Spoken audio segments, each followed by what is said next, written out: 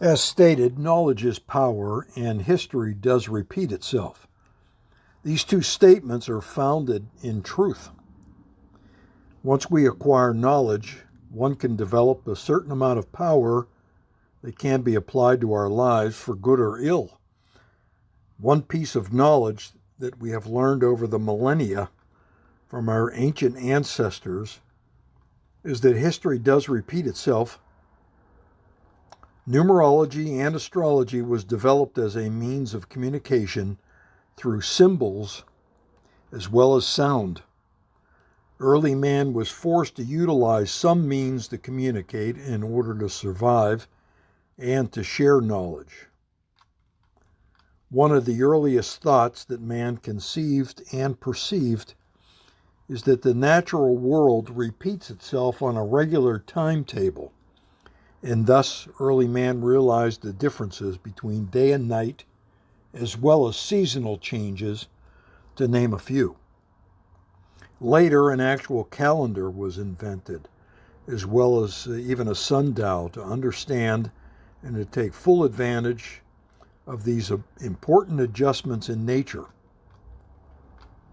We can set our watches to the movement of the sun during each seasonal adjustment.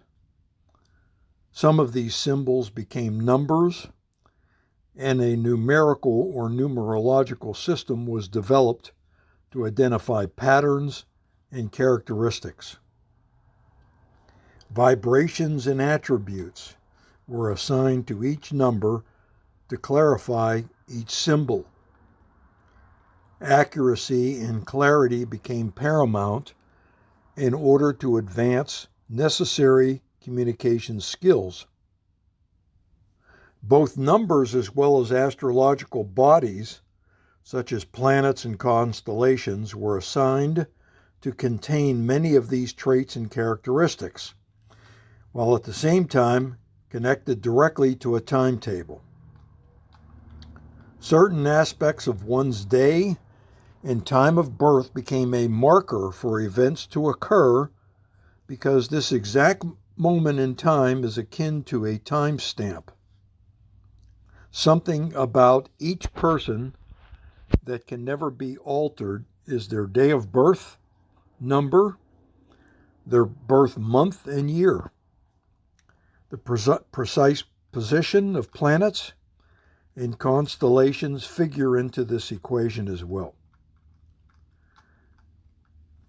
Where does this lead us in reference to my book, Destiny and Fate, Too Predictable 2?